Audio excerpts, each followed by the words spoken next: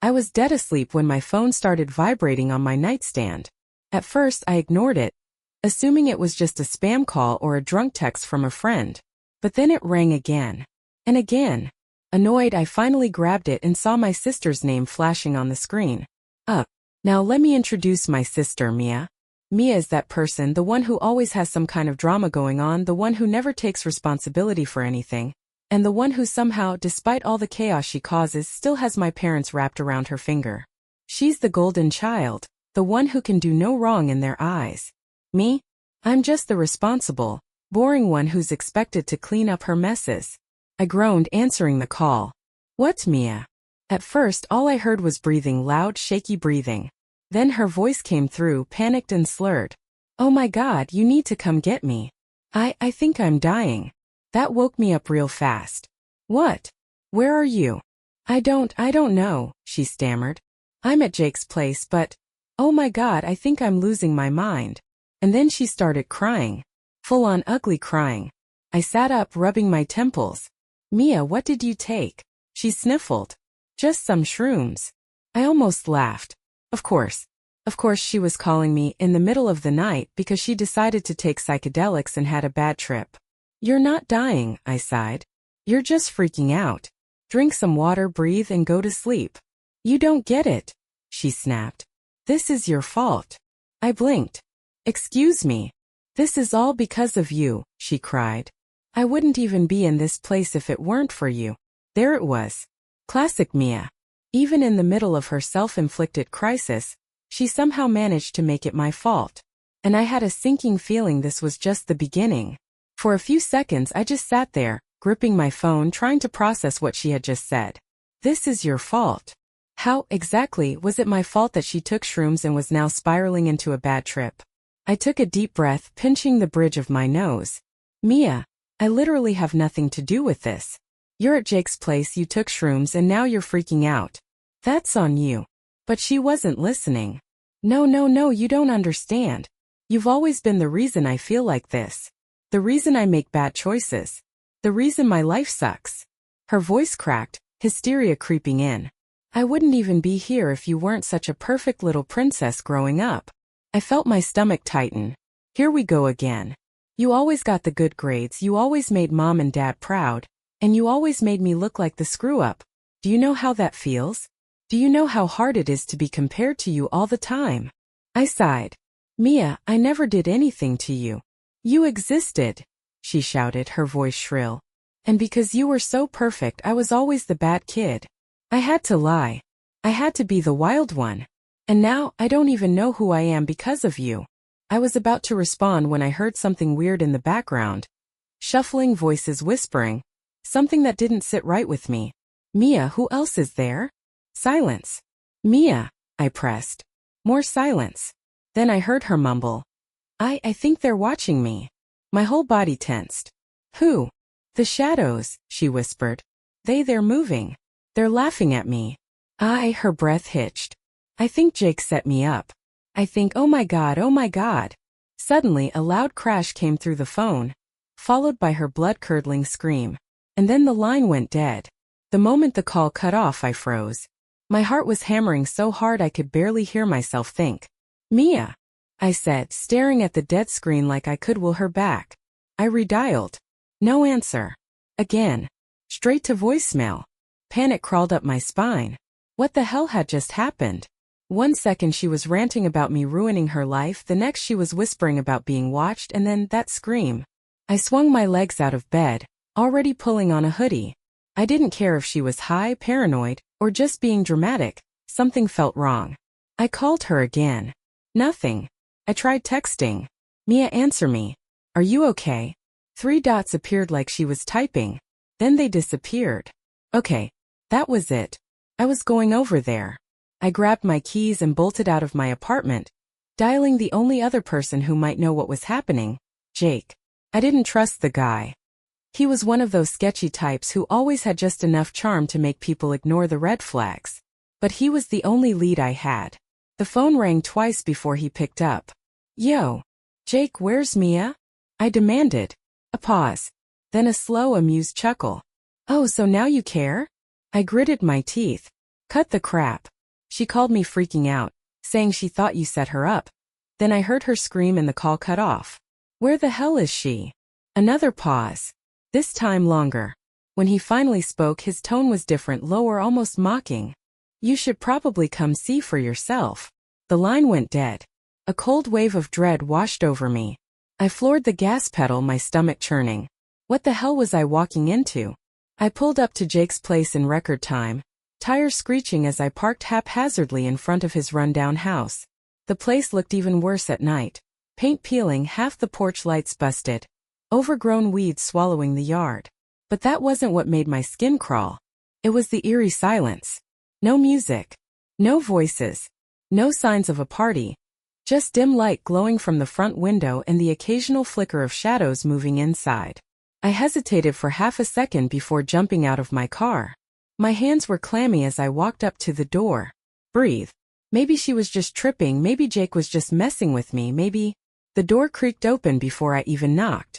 Jake stood there, leaning against the frame like he'd been waiting. He had this smug, lazy smirk that instantly made me want to punch him. His pupils were blown wide, he was high as hell. That was fast, he said. Where's Mia? I snapped, pushing past him into the house. The inside was a disaster, empty bottles, crumpled fast food wrappers, the stink of weed clinging to the air. A single lamp cast a weak, flickering light, making the shadows stretch and twist. The living room was trashed, but no sign of Mia. Jake shut the door behind me. Relax, she's here. Then where is she? He gestured toward the hallway. She locked herself in the bathroom. Been talking to herself for the past hour. He snorted. Honestly? Kinda entertaining. I ignored his smug tone and rushed toward the bathroom door. I knocked hard. Mia? It's me. Open up. Silence. Then a faint shuffle inside. Mia, it's safe. Just open the door. A long pause. Then her voice, low and hoarse. How do I know it's really you? Something about the way she said it made my stomach twist. It's me, I said again, softer this time. I drove all the way here. Just open the door. Okay. I heard her breathing, shaky and uneven. Then slowly the lock clicked. The door creaked open just an inch. Just enough for me to see one bloodshot, terrified eye staring back at me. You don't understand, she whispered. Something followed me back. A chill ran down my spine. What do you mean something followed you? Mia's eye darted around like she was scanning for something over my shoulder. Her face was pale, her pupils huge. Her knuckles were white from gripping the edge of the door. They let it in, she whispered. Jake and his friends. Her breath hitched. They weren't careful. I swallowed hard. Mia, you're just having a bad trip. You took too much, and your mind is playing tricks on you. She shook her head violently. No, this isn't just in my head. I saw it. When I closed my eyes, it was there. Watching. Waiting. Her lips trembled. And now it's here. A loud thud echoed from somewhere in the house. I spun around. What was that? Jake, still lounging in the doorway, just shrugged. Probably just Trevor. He passed out a while ago. But Mia was shaking her head. No, it's not Trevor. Her voice was barely above a whisper. It's him. I turned back to her. Mia. Suddenly, her hand shot out and yanked me inside the bathroom. Before I could react, she slammed the door and locked it. Hey, what the hell? I hissed. She pressed her back against the door, chest heaving. You don't get it, she gasped. I thought it was just the shrooms at first, too. But then Jake and his idiot friends started talking about inviting things in. Like literally inviting them. Her voice dropped lower. They were playing some kind of game. A ritual or something. My heart skipped a beat. What kind of ritual? She shook her head frantically. I don't know. They were laughing about it at first, saying it was just for fun. Saying it would make the trip stronger. But then, she swallowed hard. Then the shadows started moving. Really moving. A slow, creeping dread settled in my gut. Another sound echoed from the hallway. A dragging noise. Long, slow. Like something heavy being pulled across the floor. Mia's nails dug into my wrist. Do you hear that? I did. And for the first time that night, I felt something I hadn't before. Not annoyance. Not frustration. But fear. Real cold fear. And whatever was in the hallway, it wasn't just Jake's passed-out friend. Something else was in this house. The dragging noise stopped. For a second, neither of us breathed. The only sound was the faint buzzing of the flickering bathroom light above us. Then tap tap tap. A slow, deliberate knocking on the bathroom door. Mia's grip on my wrist tightened so hard it hurt. My pulse was thudding in my ears. I glanced at her, trying to keep my voice steady. "Is that Jake?" She shook her head, frantic. We both stared at the door, waiting. The knock came again, tap tap tap. Except this time it was lower. Near the bottom of the door. I didn't know why, but that made my stomach turn. "Mia," I whispered. "Tell me exactly what happened before you locked yourself in here." She licked her dry lips, her breaths uneven. We were in the living room. Jake and the others started talking about how psychedelics open your mind to other things. How if you ask the right way, you can invite stuff in. My throat was dry. "Stuff like what?" "I don't know," she hissed. "I thought they were just messing around. But then they got serious. They turned off all the lights. They started," she shuddered, "chanting something. I told them to stop, but they just laughed. And then the shadows started moving. A sick feeling twisted in my gut." "And that's when you ran?" She nodded. "It wasn't just in my head. I know what I saw." Her voice dropped to a whisper. "It was tall. And wrong. Like it didn't fit inside its own body." Tap tap tap. We both jumped. The knocking had moved again. This time it came from the very top of the door near the ceiling. I covered my mouth to keep from making a sound. Mia's breathing turned ragged. "It knows we're in here." I had to think fast. We couldn't stay in this bathroom forever, but opening that door felt like the worst possible idea. Then from the other side of the house, a voice rang out.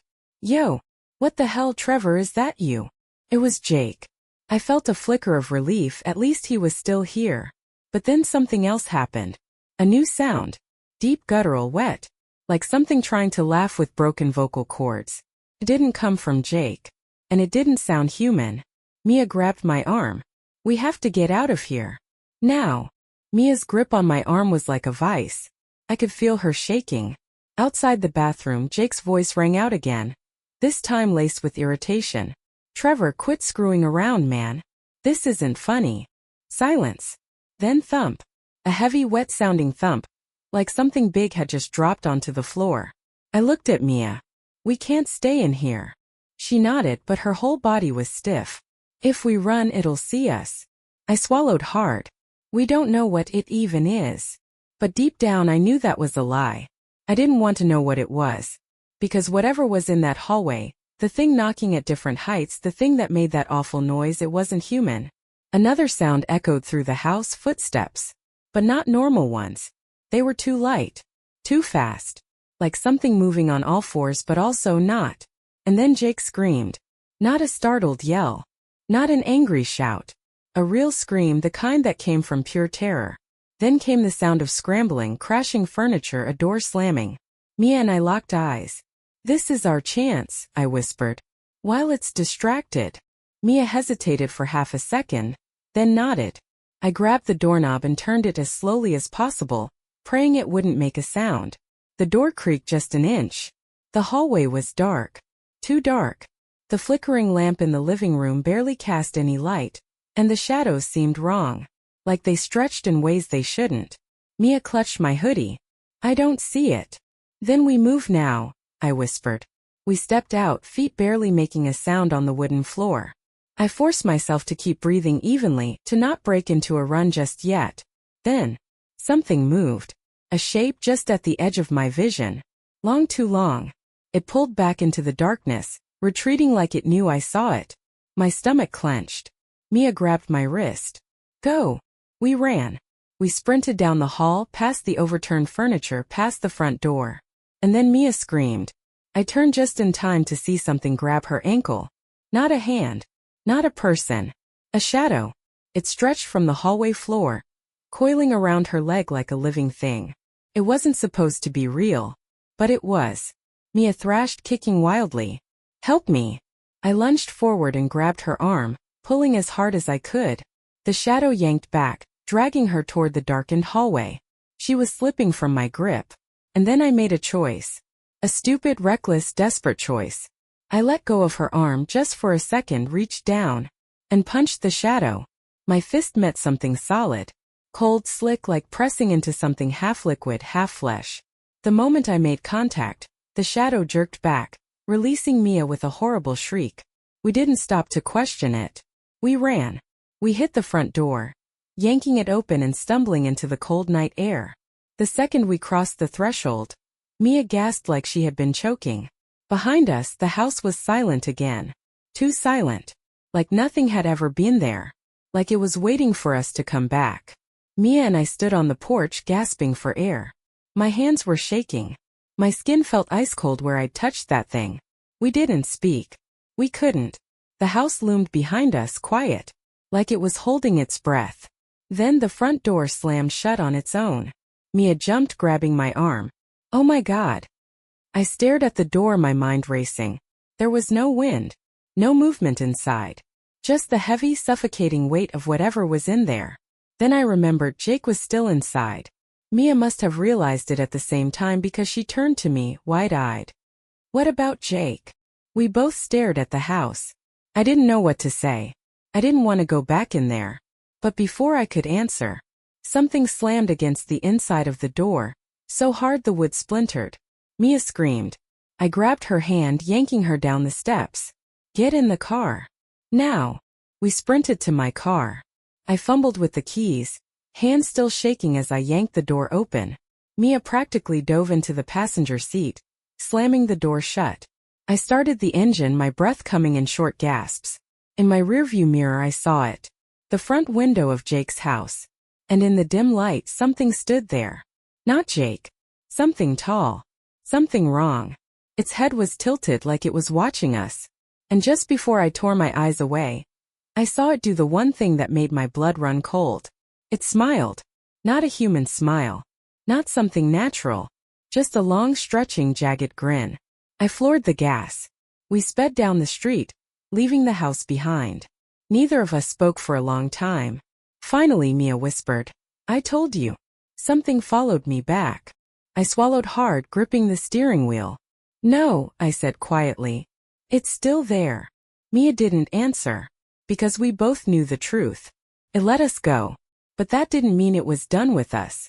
And worst of all, Jake never answered his phone again.